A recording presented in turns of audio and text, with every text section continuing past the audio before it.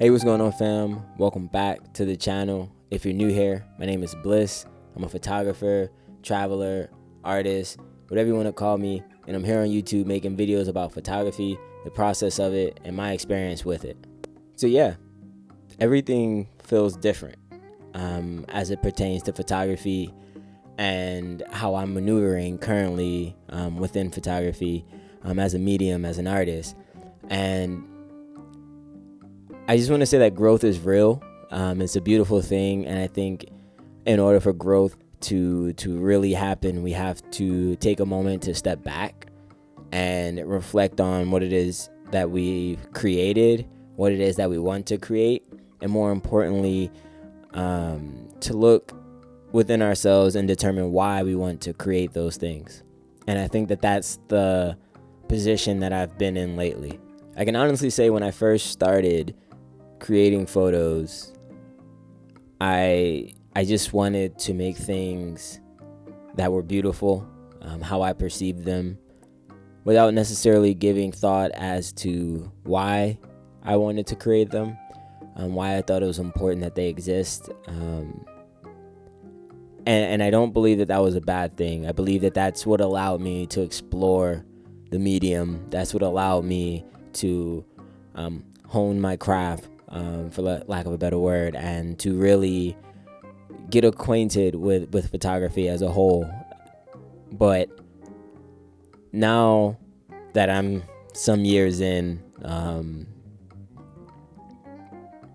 realizing that these periods of slowness that I'm experiencing is more due to me wanting to understand my why, the purpose for me making these photographs, for me making this work.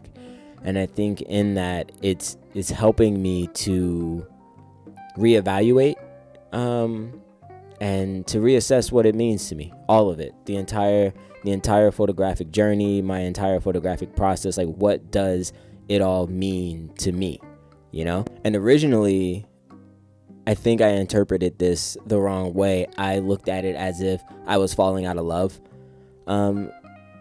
with the medium. I thought maybe I was slowing down so much because I just didn't find joy in it anymore.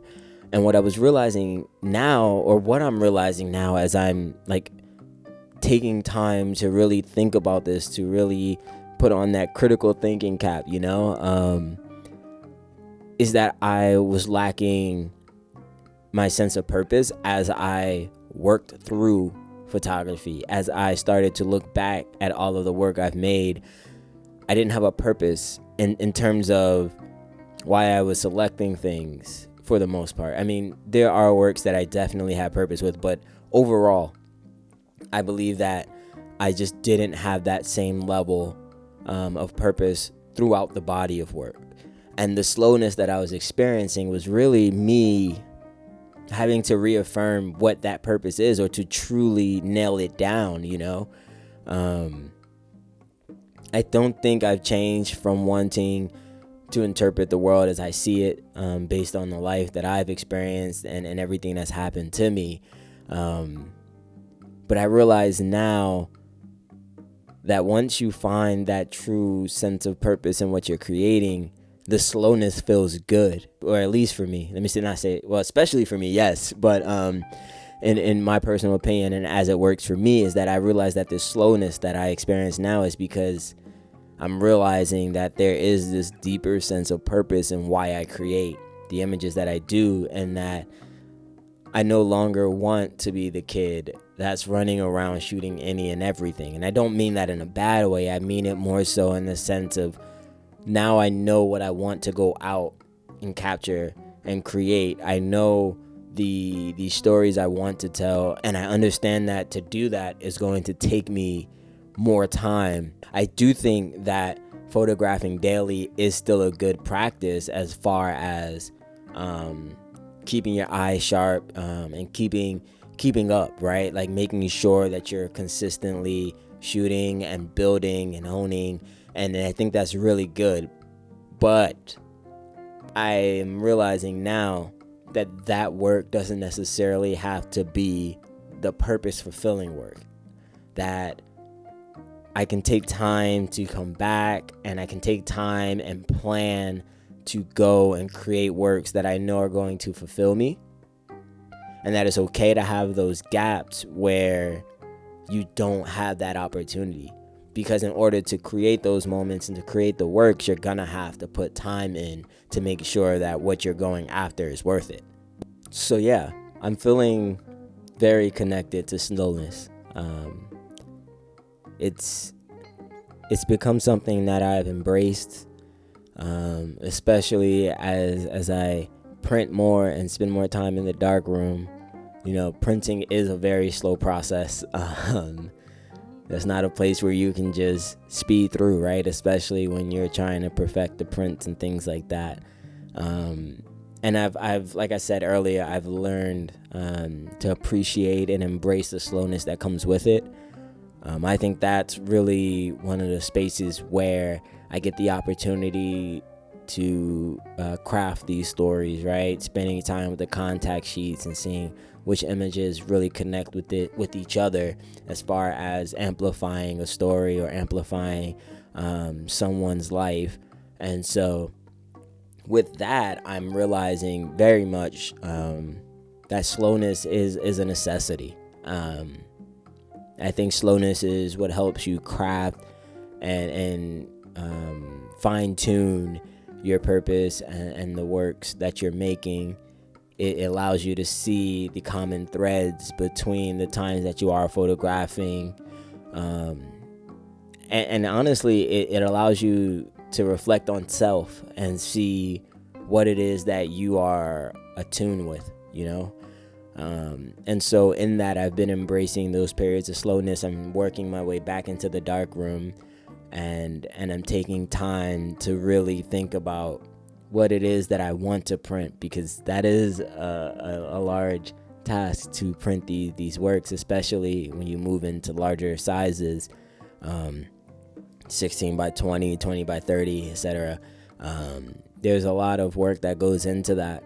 And so knowing purpose and knowing that you're firm in the work that you're creating makes it easier to be in that space. And so I'm very much embracing the periods of slowness that I'm finding and working to ensure that in those moments I'm really reflecting on what I've captured and really critiquing as far as the images that I am making. When I'm looking back at the contact sheets and I'm deciding on what's going to be prints, what I think is worth it, I'm really having conversations with myself and asking myself, is this amplifying the story? Is this cohesive? Is this something that's really bringing it all together, image by image, right? And if that contact sheet can only give me 2 images that really, really do that, I still think it's a super successful day. Whereas I think previously it was pretty hard for me to come away with, like, you know, roll shot and to have 1 to 2 images per roll or something of that nature.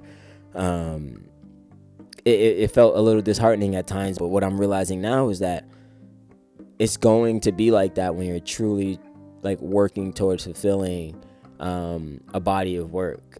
And I'm embracing that not everything's going to be a hit, and I'm embracing that I'm a bit more conscious of what I'm selecting because of that reason, because I want to make sure that it's cohesive. And sometimes adding too much in can kind of skew the story a bit, right, when you give too much. And so I do think that in the slowness of the dark room and in being a bit more picky, I would say, for lack of a better word, with what I am printing and what I am adding to portfolio, I'm really giving myself the opportunity to fine tune what it is I'm looking for. So in a previous video where I was talking about how I felt lost, I discussed how I was looking at previous work more than work I was creating more recently, at that point at least.